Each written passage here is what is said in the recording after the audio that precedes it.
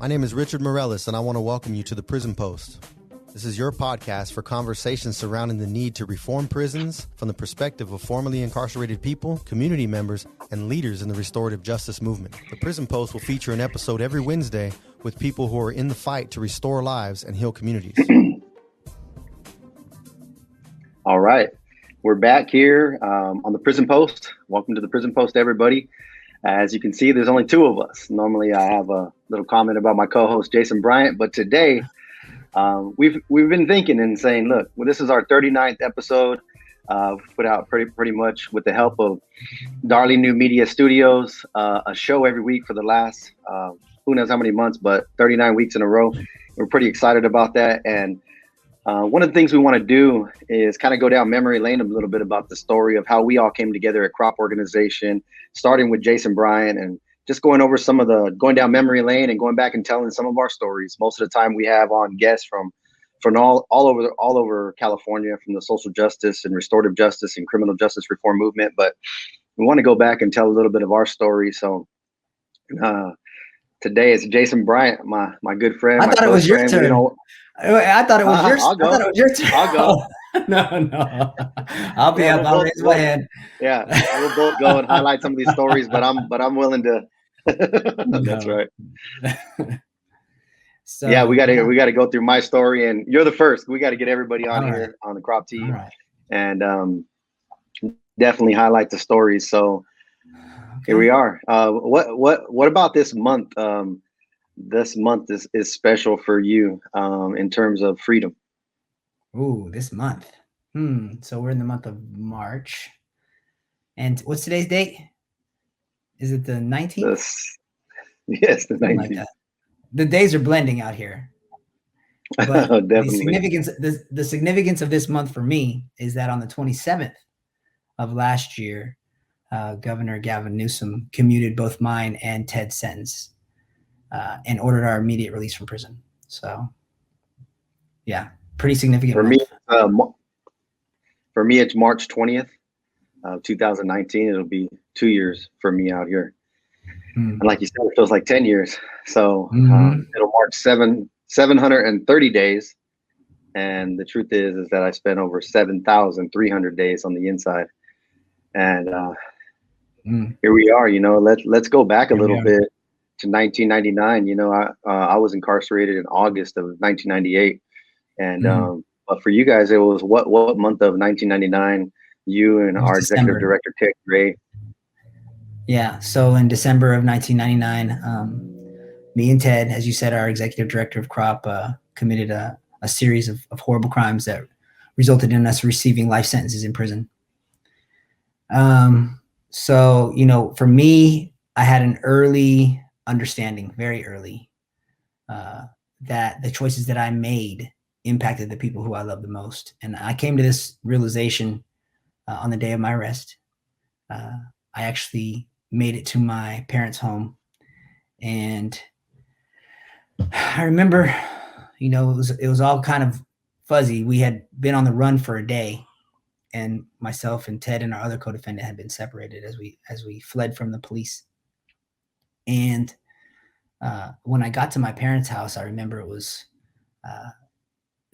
scared. There were helicopters in the air. There were police looking for us everywhere. And I jumped over the back fence of my parents' home, and my mom was on the back porch, and she just is on the back porch. She's saying, "Run," like run to her. And when I got in there, she's just saying, she said, "Tell me you weren't there. Tell me you weren't there." I'm standing there in all black with face paint on, and I was there. I said I was there, but I didn't kill anyone. So she obviously falls apart. My dad's just he's shocked and stoic. The police had already contacted them, and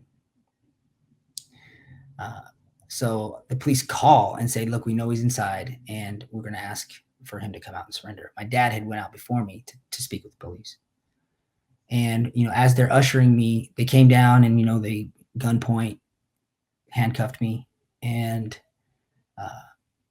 as they're walking, how long had you, how much time did you have with them before the police came? About 5 to 10 minutes. And I'm, just to back up a little bit, I remember, I know it's like we just started this podcast and we're going right into some heavy, deep stuff, but this is really the beginning of my journey to transformation. Because prior to this crime, I had a very wasteful youth, a lot of opportunity that was squandered, a lot of love and opportunity that I threw away. And my transformation really began on the day of my arrest. So, I apologize for getting so heavy so quick, but this is the beginning of my story. And I remember right before I stepped out to surrender myself to the police, the last thing I told my mom was, I love you. She's in tears, but as the police, cuffed me and began escorting me up the driveway, it was the first time in my life that I saw my father a wreck. They had a bunch of neighbors out there. There were camera crews, and my dad was at the edge of it all, just sobbing and with heaving sobs, just uncontrollable sobs, as he was, powerless to the consequences that his son was about to face for the choices he made. And, in that moment, I'm 20 years old. I'm crying myself, and I'm seeing my dad cry for the first time ever. And I'm like, wow, I knew something right then. Like what I do, it's not just about me. It's not just about me. So, now I'm in prison. Ted and I had an early understanding that because I housed Black and because he's white, we would not be friends the way we were before we were incarcerated. Like, especially on the level 4. Mm-hmm. Go ahead. What type of friendship had you established before then? So in high school, I moved up to Northern California. My family and I moved up to Northern California when I was 15 years old. Ted and I share the same birthday to the day. He's 2 years older. And 4 or 5. And he was very much like a big brother that I never had. Because of a lot of the ways that I viewed what it meant to be a man, that goes all the way back to my childhood and these distorted perspectives about being tough and knowing how to fight. And, it goes way back, obviously. I had kind of attached myself to people who I viewed had the qualities that I desired, that I wanted. And Ted liked me, I was kind of funny, the girls kind of liked me. So it's always nice to be around a guy who the girls kind of like to be around, I guess. But in many ways, we just connected on a lot of levels. We both liked sports. I think at the first time that we actually went out as friends was like to snowboard and ski together. So there's just a lot of points of connection, and we clicked. So without, going through all of our childhood and all of our, misbehavior, when we got to prison, it was made apparent to Ted primarily because the party politics or the antisocial prison politics for the white population are really strict, especially on the level 4 maximum security in the early 2000s. But it was made clear that we weren't going to interact the way that we had before we came to prison. So for me, though, I had made the decision that I was not going to continue revisiting pain on my family. I'd already done it for 20 years. Like, me coming to prison wasn't the first disappointment that I brought to my family. I had been kicked out of high school. I had been kicked out of the military. I had a substance abuse problem that required me to go to rehab.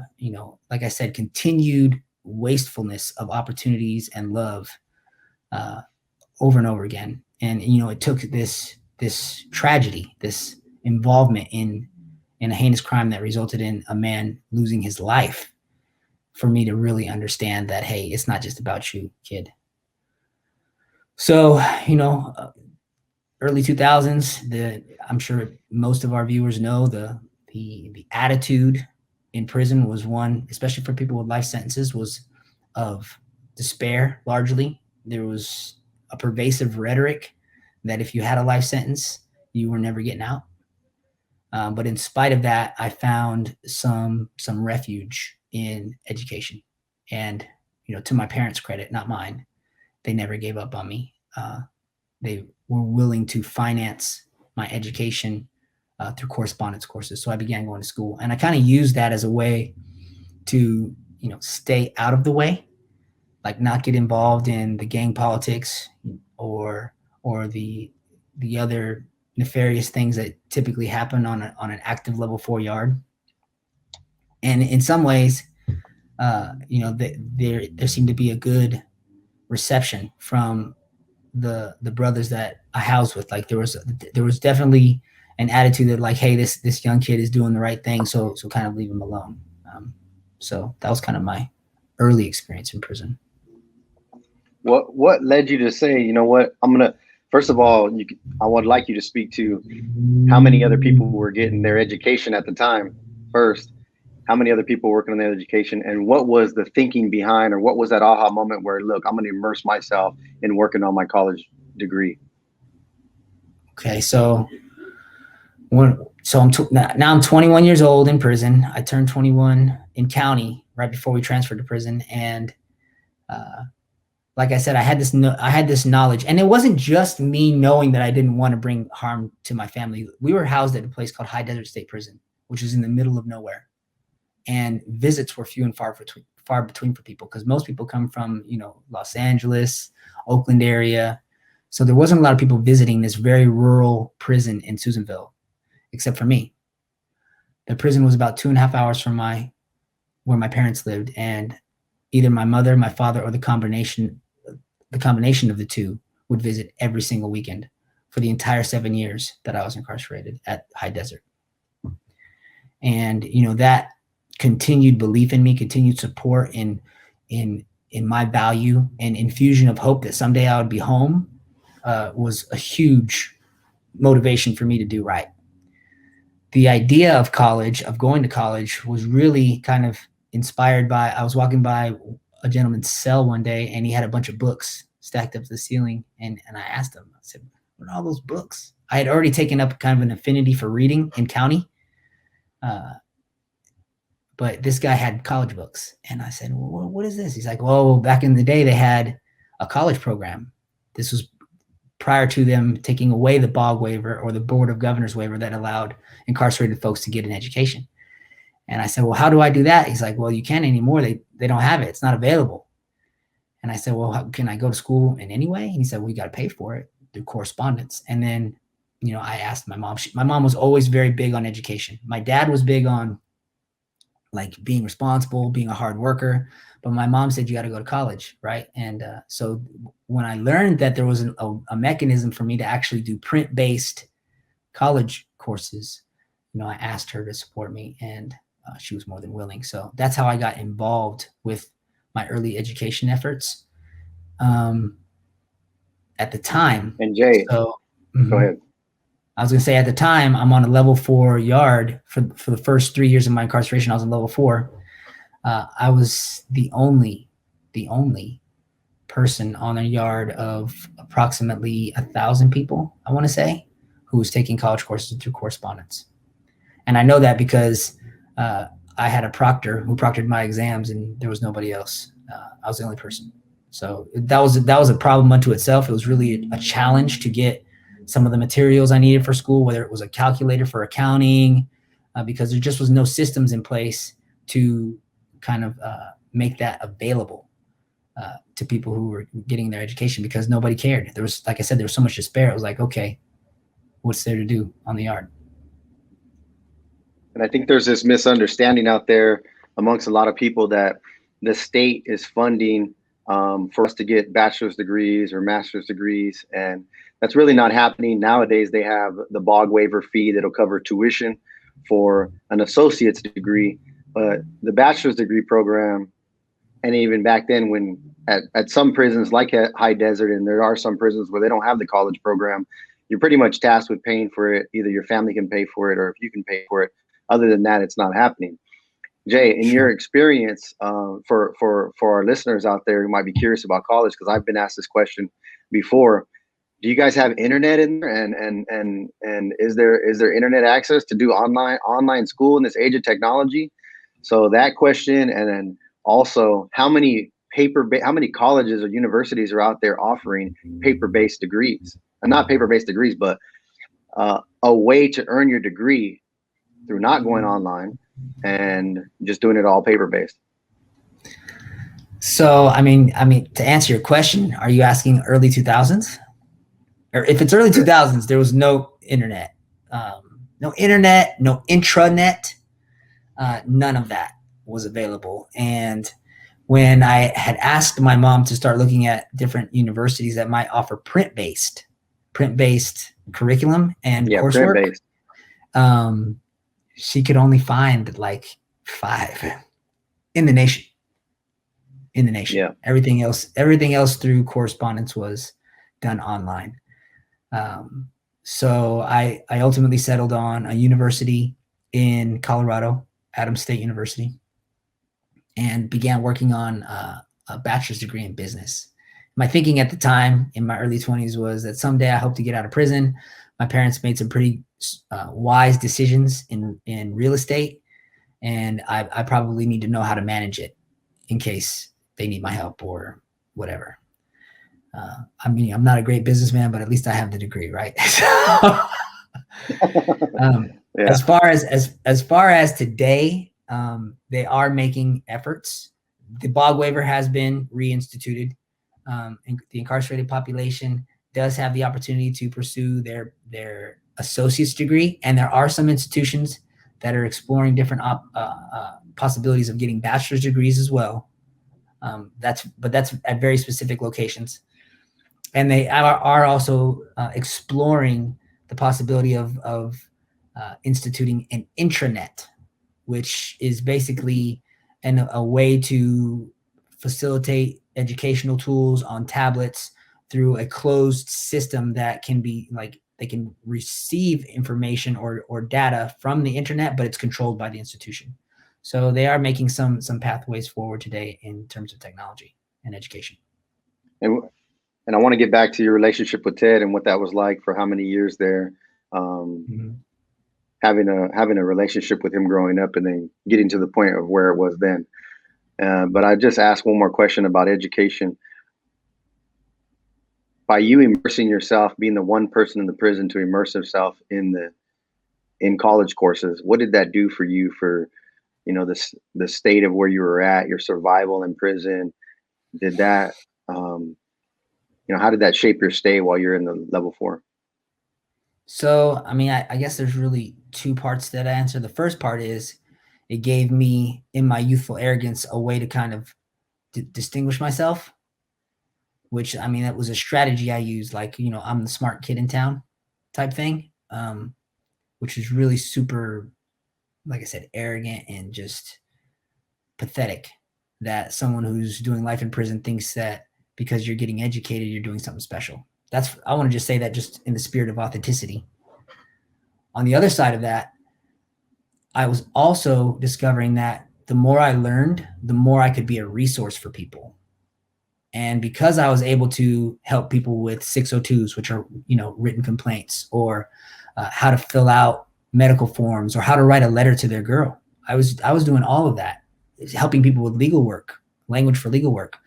That the individuals who I was housed with had a level of respect and deference for me. Like, they appreciated the fact that I was getting educated, and in that way, at the very least, paying it forward.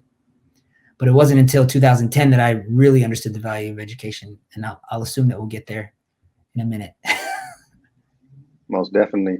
And just a little background for our listeners. I mean, level 4s are probably the most violent places in all of the prison system. I remember being 21 years old at Calipatria in the year 2000 as well. And it was the first time we're out playing basketball and people were out playing soccer, and they had stabbed somebody on the soccer field. And I remember him dropping, and then everybody kind of, trying to get as far away as possible before they called yard down. And then they called yard down, and it was a 170, 180 design, which means the yard is split in half. 3 buildings on one side, and then a gate in the middle of the yard, and then 2 buildings on the other side. And I remember them having video cameras in each of the towers of each of the buildings. Mm-hmm. And then they went and looked at the camera, found the guy who did it, took the guy who was bleeding to death off the yard, got the guy who did it, and then said on the microphone over the yard, "Resume yard." Mm-hmm. And I remember thinking, oh my God, this, I didn't fully understand at the time, but there's a certain desensitization to violence and murder, where they just put the yard right back up. So it was the first time I realized, like, man, if I'm ever going to make it out of here, I need to survive. And so there was a lot of that feeling there, where you and Ted were there, and there were consequences to hanging out like before. How much time did you actually spend together and how many years were you together there? So just give a little bit of context. Ted and I, when I say like he was the big brother I never had, before we came to prison, there were 2 separate occasions that we actually lived together. He graduated high school living under the roof with me and my parents. We'd been to Disneyland together, snowboarding, all types of stuff, right? So, thick as thieves. But when we went to prison on the level 4 maximum security yard, because we both chose to give ourselves over to this antisocial context of what it meant to be white and what it meant to be black in prison, we did not spend more time interacting than the 28 minutes that we've been on this call in 7 years. That's insane. And what was the thinking behind there? I know you mentioned it about white politics and black politics, but I think a lot of people out here in society, they don't fully understand or comprehend the level of, the Supreme Court has written on this, but in California prisons, it's still very, very segregated. Would you speak to that a little bit? Sure. I mean, the thinking is that, we have a very pithy 3-word statement that we actually speak about in some of our work in our book, and it's how it is. How it is. Like, when you come into prison, most people are steeped in an unquestioned assumption about how it is in here. That's how it is. Like, he's black, you're white, we're enemies, and that's how it is. And sadly, for the most part, people give themselves over to that way of thinking. And it's really the cultivation of a culture of not only anti-socialism, hatred, and violence, but of despair, and of separation, and of otherness. And, I can get all philosophical on it. Like, we see it out here today, just in politics. Mm-hmm. We can see it in politics. Like, there's the red and there's the blue, and that's how they are, and that's how it is. So it's very similar in prison, but it's in a controlled environment where there's nothing to really call your own, except for these limiting perspectives that this steel table right here, this is for the Crips. And this steel table about 5 feet away, that's the Sureños. And this one about 5 feet further, that's the woodpile. And that's how it is. And if you come in these areas and you're not of these factions, then you're in violation. So. Mm-hmm.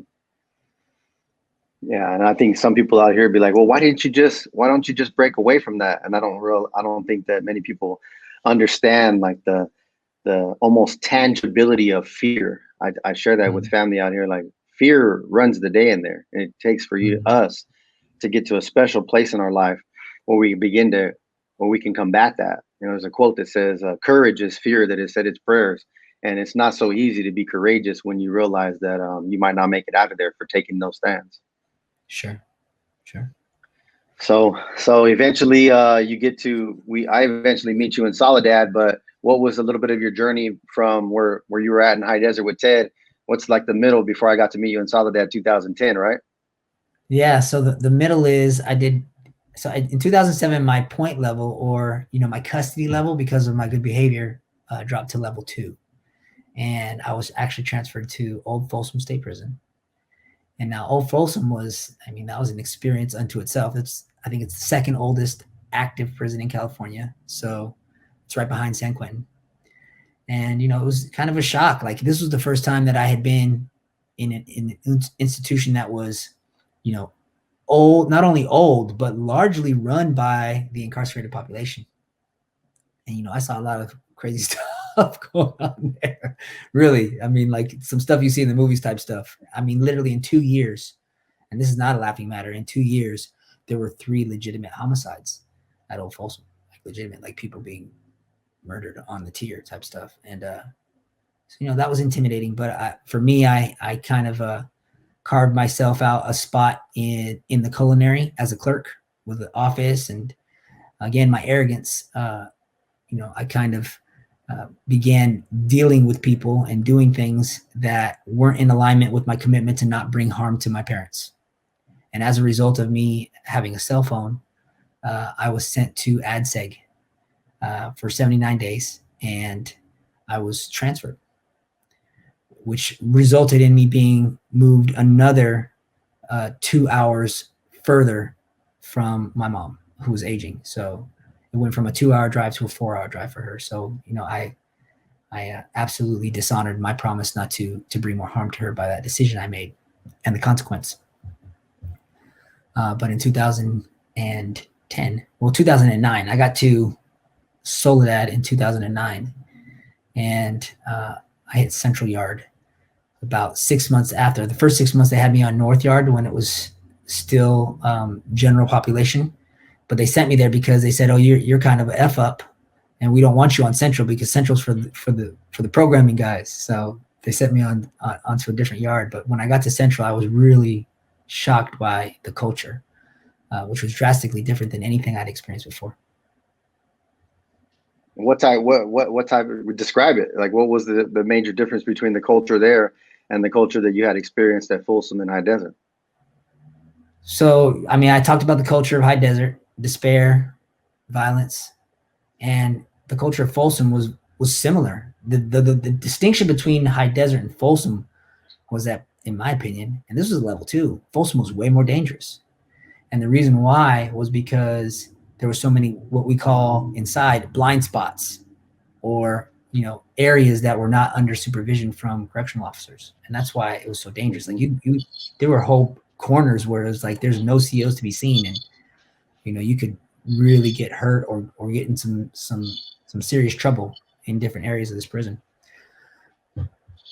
Soledad, on the other hand, I remember when I first began rolling my property up the ramp out of R&R and entered this long corridor that attaches to all of the buildings. And I was just shocked because when they opened the door, the first thing I saw was this big old mural. And it was like this huge mural, colorful, beautifully artistic mural that stretched the entire 200 yards, probably 400 yards in the circuit around this huge corridor. And it was like, to me, it looked like almost something out of a school or I don't know, something like that. And I've heard that it's been in the Guinness World Book of Records. Yeah, as the longest running mural continuous mural in the world. Yeah, and I was just off top. That was like shocking to me because I had just come off of doing 8 years of time in facilities that were drab. The walls were drab and gray, and everything was very sterile. And even in Old Folsom, it was still gray. It was just old and gray and stone. So to see that color, it was a little bit of a shock. But then to go even further, what I noticed as the days, the months progressed, was that there was a different climate among the incarcerated population, and it was kind of a climate of like basically there had been a shift in the way that the state and a lot of the citizens were viewing incarcerated people. And there had been a few people that were who had life sentences and were granted release from Governor Schwarzenegger. And so there was this spirit in Soledad that like, hey, we can start programs. We can get things going. We can work on ourselves. We can prepare ourselves for a board conversation, and maybe we can go home, where that did not exist before. So there was this like energy of like, there's a group over here popping up, there's a group over there popping up, and there was a lot more collaboration between ethnic groups, particularly in when we're talking about like the individuals who really wanted to go home. There was still the antisocial politics on the yard that still happened, but there was also this new culture that was beginning to develop. That was more of a spirit of collaboration and like, what is it going to take for us to get home? Let's start some programs together. So that was refreshing. And yeah. Yeah, I had been at I shared before on the show, of course, with us that been there for 18 years and saw the progression of Soledad. And I remember the hope that came over the line. First of all, the day that what was the old 3 strikes law proposition? Was that Prop 66? Yep. In 2003 or 2003 Prop 66. That was like the saddest day because there was so much hope. Like that level 2 Soledad was in the state known as the most peaceful place that you could go for someone sentenced to a life sentence who had been in 20 and 30 and 40 years. That was a place where you could go and pretty much live at peace with minimal politics. I mean, they were still there, right? But a place where there hadn't been a riot in 10 years or something like that. And then, that was like the best you could hope for. And like you said, after Schwarzenegger came in and 1 and 2 and 3 and 10 different lifers started going home, that culture of hope began to spread amongst pockets there. And I think that's around the time when we met, and then eventually Ted got there as well. And when we all came together, do you remember or want to talk about one of those stories, either when we met or I remember meeting him, I remember meeting you? I want to tell it all. I want to tell it all. All right. All right. So yeah, so hold on. I'll talk. You want to talk about us meeting? You talk. Yeah, I'll tell my story and you tell yours as well. To tee it up a little bit. Nowadays, Jason, what did you just got under 200 recently again and back on track with your health. You're always a skinny guy, fast guy. Yeah. I remember you being the fastest guy on the yard. And would race anybody. Fastest guy in football. One of the best handball players on the yard. And people, when I tell that story now, like, when I was 29 or 30 years old, I was one of the top 3 handball players on the yard. And people out here are like, so what? What is it? It's not a badge of honor or anything. Who plays handball? Who knows anything about that? But in prison, handball is like the #1 sport. And when you got guys that have been in there 20, 30, 40 years, and those are the ones that are the best of the best, not a 29-year-old, a 30-year-old. And me and you were in our, you were still in your 20s, but I was right around 30. And I considered it an honor to play for years and years to finally make it to become one of the best of the best. And one of the luxuries of that yard was the handball court was not segregated at the time. It went through different phases where it was there. But at the time when I got to meet you, and I remember playing, as we would say out here, I was playing on the black side because the courts are still segregated. There's 6 walls. You have the southerner side, the black side, the white side. And there's just basically 6 walls where everybody knows where everybody plays. But for me, there was a lot more competition on the black side.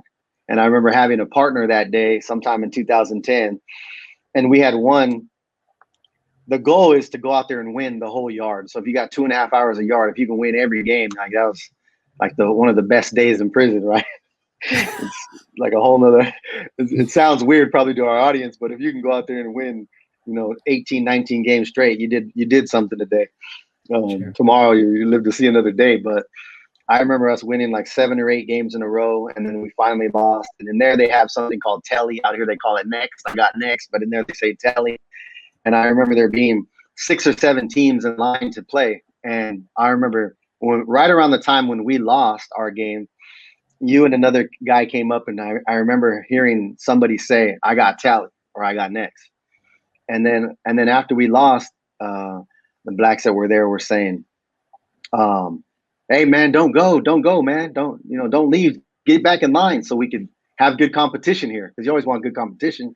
And then I remember someone saying, "Man, let him go. If he wants to go, just let him go." And I was real arrogant at the time in handball. And then arrogance, here's arrogance. What do we say? If you spot it, you got it. So I heard that, and then I looked over, and I had never seen you before. I was like, who's this guy? What is he talking about? We talked about this on the show with Hugo and Manny a little bit, but I was like, who's this guy? I'm going to remember him. I want to beat him the next time I play him. And if I can, I want to play him one-on-one. But you were one of the best on the yard as well. So I just chalked up that memory in my mind, as people do in prisons, and just keep an eye on you. And then fast forward a few months, when you had reunited with Ted and you had been in the preliminary conversations of building an alcohol and drug state certification and counseling program at that prison. And you guys were in talks of finding those who were living transformed lives and who were the movers and shakers in making a difference and starting groups and programs and trying to get them all into a room. People who were involved in college and cared about their transformation and cared about their, restoration and transform and, rehabilitative programs and things like that. And I remember you guys invited me to the first meeting, the first Inside Solutions meeting. And you could talk about Inside Solutions in a minute. Sure. I didn't know what it was about. And you guys got up and did a presentation in one of the classrooms in education. And there was like 12 or 14 of us in a room. And I knew everybody in the room, but I knew you the least. And then you guys gave a brilliant presentation about what it would take to start a state certified alcohol and drug counseling program here at this prison. Not even under the umbrella of CDCR, like the offender mentor certification program that they have in Solano.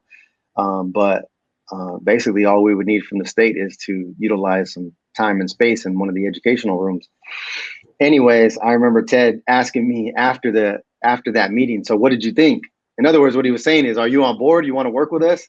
And I remember saying, yeah, I mean, I think it's great. And I love what you guys are saying and I want to be a part of it. But there's only one thing. There's one guy in that room that I don't really like him that much. And I didn't know that you guys were co-defendants, had grew up together, and knew each other for 20 years. And he's like, who? I said, a black guy over there. And he says, who, Angelo? Angelo's kind of known as causing problems, but I was close with Angelo. And I said, no, light-skinned guy over there. And he goes, oh, Jay. And then he goes, that's Jason. He put his arm around me, Ted, leader of leaders. He put his arm around me and he said, you're going to love Jay. He goes, that's my brother. That's my in prison. He said, you're crying me, right? You're co-defendant. That's my co-defendant, Jay. You're going to come to love him. And I'm like, oh man, open mouth, insert foot. I'm over here talking about this guy's childhood friend.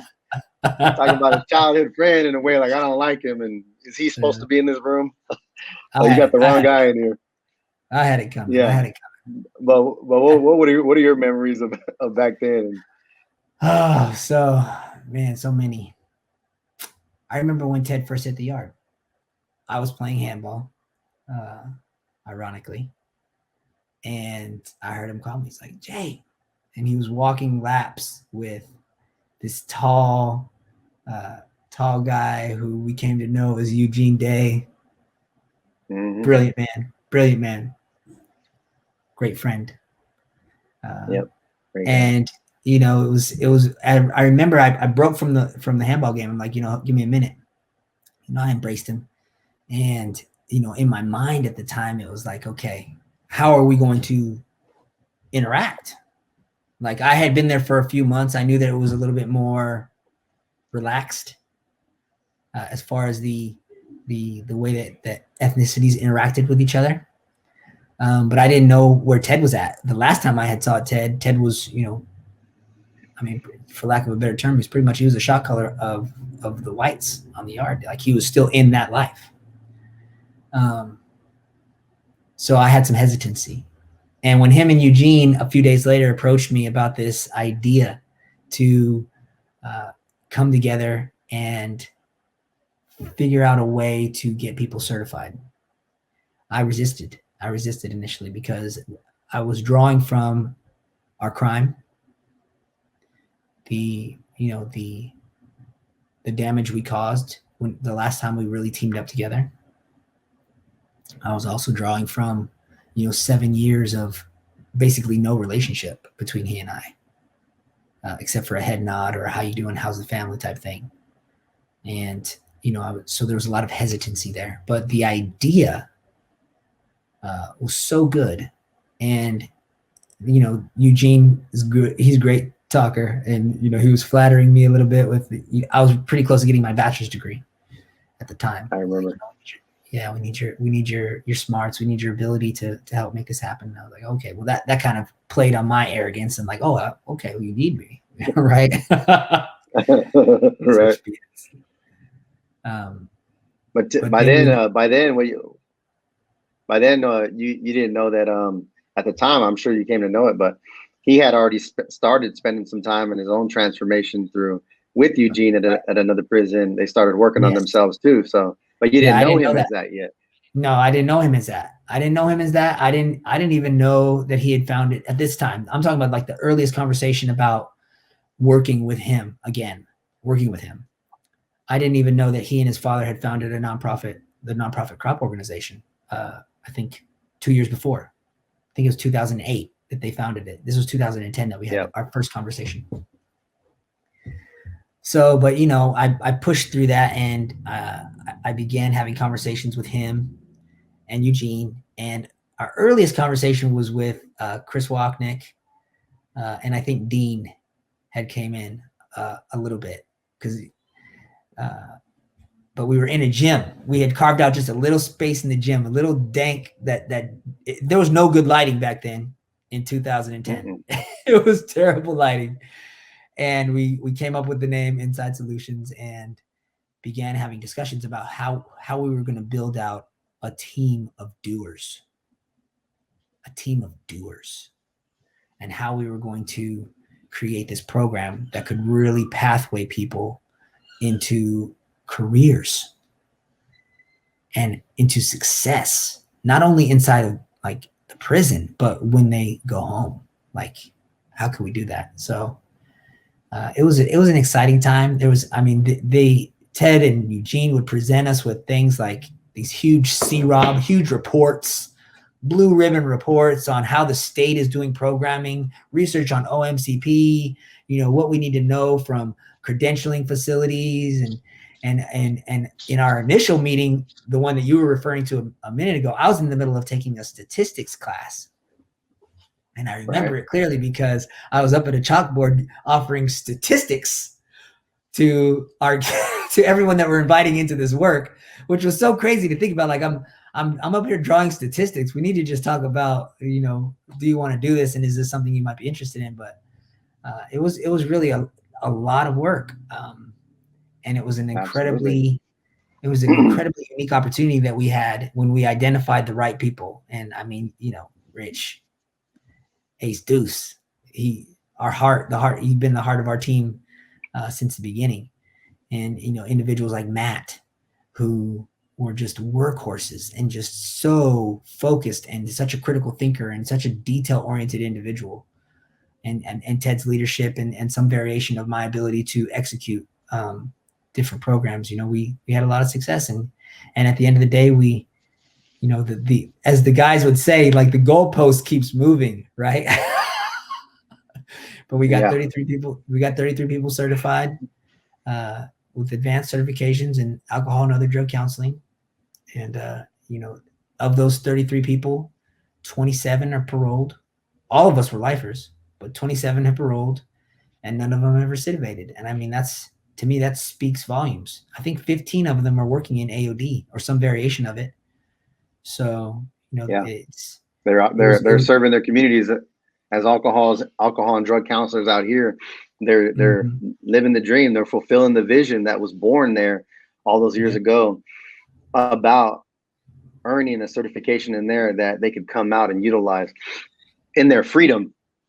And I just want to say something about what you mentioned about, the type of people that we're getting together, because that has still been our culture. And like you said, we're reading these different manuals from the state and just researching. And like you said, a team of doers, pro-social thinkers who are willing to get in there and say, I don't know how to do this, but are you willing to do it? Are you willing to put all your effort into it? And that's sort of our philosophy today that I really appreciate about you and Ted and Ken and Matt.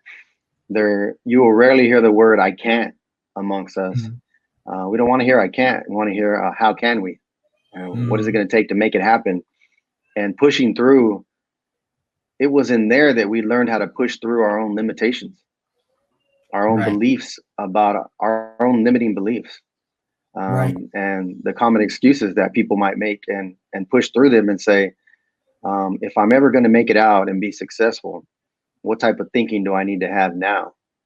And so, like you said, 33 state certified alcohol and drug counselors. 2 of them, we were on a call. We weren't on a call with them, but we were on a call with Steve Good from 5 Keys Charter School. And 2 of our alcohol and drug counselors that graduated from our program are working there in San Francisco. And it really feels good to know that in San Francisco and Los Angeles and Riverside, all across the state, our guys are adding value to the communities from, something that was started from a vision all those years ago.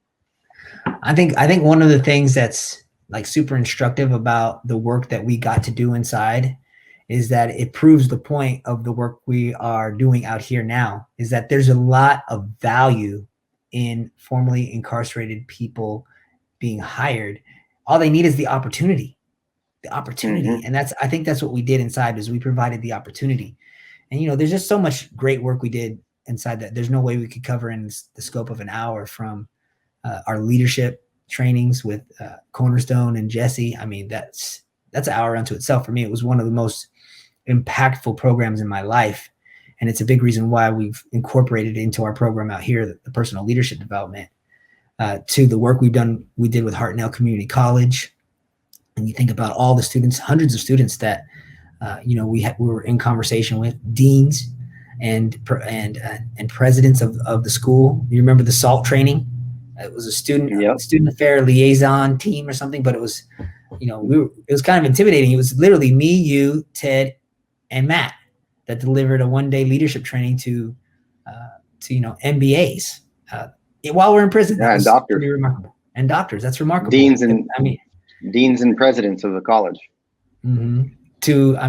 So little shameless plug. Don't forget our book that we published inside, Men Built for Others. Yeah. And of course the scholarship, which has brought so much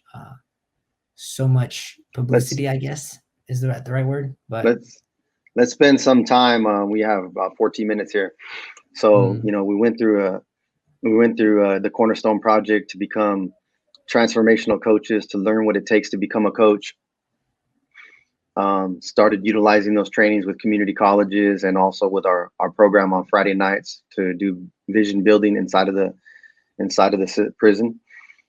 We always had a gym full of people, 100 people, because people wanted to take part in our training program, and that was where we were learning, what it takes to work with one another, what it takes to build a vision, what it takes to to live from a future worth having, to think about who do I want to be, what do I want to do in the future, and what are the steps that I could take today to actually get there. Sure. Most of the time, a lot of the programs in prison, they just deal with the past, they just deal with the trauma, and that's important. But I think what's even more important, or simultaneously important, is some avenue where you can goal set and vision cast for the future. So all of that culminated with us eventually writing the book Men Built for Others. If for those of you out there who want to purchase it, it's on Amazon. If you read that introduction and preface, that was something that Jason and Ted spent many hours writing, and it talks about the culture we were experiencing at the time. And then eventually that culminated with us meeting Jim Micheletti and Mia Mirasu and working with the Exercise and Empathy Palma program. And then pick up right there, Jay, with your experience, because we've never really had you share too much about what your experience was when Lisa Ling came there, and you actually became the first lifer that we ever heard of to be able to leave the prison. And even though it was shackled, but you got to leave and go to Palma to speak. So that was a really 2019 was a crazy year for me. Crazy. It started out with me believing that I was going to receive some relief under a changed law called 1437, which basically says that if you did not actually shoot someone, then you should not be charged with murder. That's the short version of the law.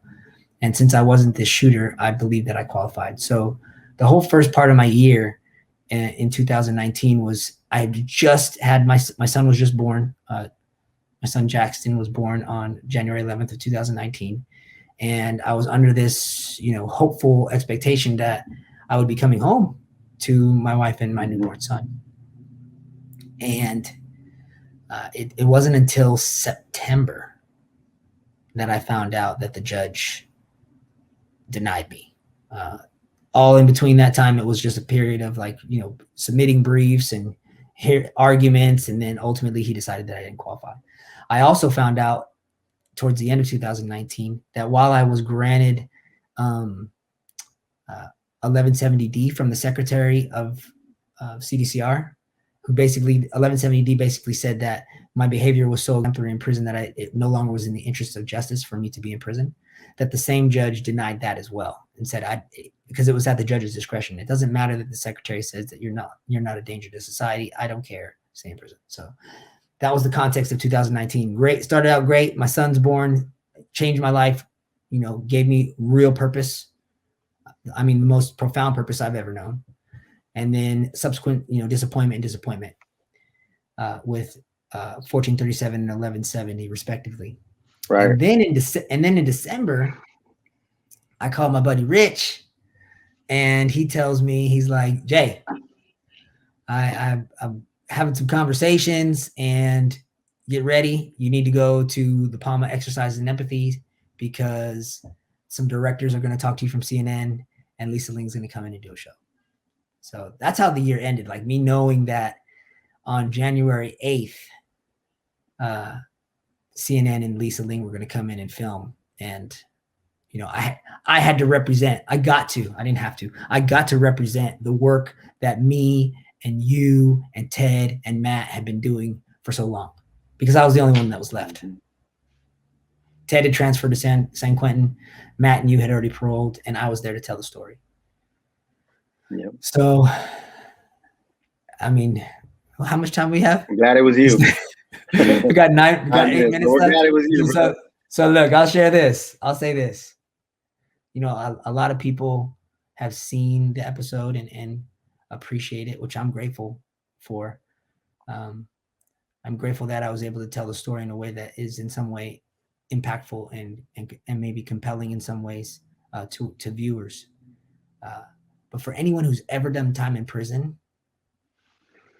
it's hard to put into words the level of discomfort that is involved when you walk into a chow hall where there's 500 people that, are largely, even though like many people are on the road to transformation, they're still very much locked in the world of how it is. But to walk into a chow hall with a camera, 2 cameras, and a boom in your face, the level of criticism I received was hard to bear at times. And a lot of it was stuff that I just would hear from around the back. Like, who is he? Who the heck is he? Who is he to speak for us? He ain't nobody from nowhere. Is he talking about the food we're getting? Is he talking about that we're not getting yard? Is he talking about 3 strikes? So there was a high level of criticism, which I shouldered because the mission was to show the world that there's something more than the stereotypical image of a prisoner. Like, there's potential for people to transform their lives and add value in substantial ways, which was reflected through the effort in raising that money for Scion. So it wasn't easy. It was an honor because it had to be done. That's work that has to be done. People have to understand that those are human beings behind those walls and those razor wire fences, and that a lot of those human beings just need an opportunity to do something good, and they'll seize that opportunity. Absolutely. So. What about after it came out on TV? By the way, it's season 7, episode 1, Prison to Prep School, right? Mm-hmm. And you can find it on YouTube, CNN Go. Lisa Ling is a tremendous person. Would you speak to a little bit, Jay, your experience talking with her, and even today, you have a friendship and the impact that she's made on your life long term? Lisa is one of the most magnanimous and impressive leaders that I've ever encountered. For the 8 days that they shot the documentary at the prison, she was no less than generous and compassionate, not only with me, but with every single person she encountered. She had a crew of 7 individuals, from cameramen, directors, producers, sound people, who related to her. Like when she walked in the room and she said something, everybody knew she was in charge, but she never showed up like she was in charge. It was always a question. It was always a question, always a question about what people thought, always a question about what might be best. And then her responses were always given in a way that was just so inviting, and people just were like, of course. So I was thoroughly impressed by the way she carried herself, as a leader. As a human being, she's one of the finest people I've ever known. Her heart for others, her heart for what is right is something that I find to be most virtuous. And I've just been, blessed to know her and to develop a friendship with her and support her work and receive her support as well. Well, when you say she's one of the most finest people, we got a few minutes left here, Jay. I'll say it takes one to know one. I know about your work now as a director of restorative programs or crop organization, all of the work that goes into doing what you do, the many hours, and it's really remarkable what you've done. But I think the thing that I always share with my family and friends and others is that to come out after over 20 years and to come into your marriage and your being a dad. I always say that, I never saw a dad growing up until I went to prison at the age of 20, and even out here today, that loves his sons the way you do. And to me, that's the most impressive thing about you. And I think they're going to be brilliant and do whatever they want in this world. Thank you. Because of the way that you and Sandy love them and invest in them and play with them and guide them and help them in the way they think. It's really it's unprecedented in my mind to see, and it's just a beautiful thing. I get emotional thinking about it. Jay, this next week we have an event coming up, our kickoff event. Would you speak to that in the last couple of minutes for those that might want to come to our website and qualify? What do they need to do? Sure. So on March 26th, between 7 and 8:30, we're going to be unveiling our signature program, Ready for Life. It's going to be a kickoff event where we're going to spend an hour and a half kind of talking about our story, our work, our vision for equipping returning citizens to thrive upon reentry into the community. It's everyone's welcome. You can go to our website, croporganization.org. You can establish a login and register for the event. And it should be a great community experience. So we have some speakers, not only Crop Organization, but some of our partners from Beneficial Bank, Checker, Overmoro Group, and Code Tenderloin. They're going to talk a little bit about their contributions to the program.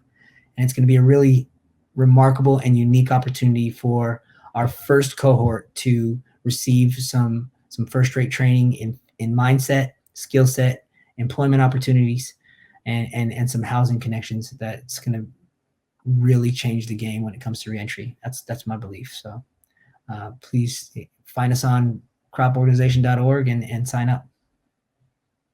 Definitely go on, sign up, hit that register button. And if you're wanting to fill out an application, what do they need to do? Well, to fill out an application, it's once you've registered, or you don't have to register to do the application, but you do need to create a login. And there's a button right underneath the event that says apply here or application. And you just submit the application. We'll be reviewing them starting the 29th. And then we will be scheduling interviews in the subsequent weeks. The program will launch on May 3rd. May 3rd is the launch date. All right. We're excited.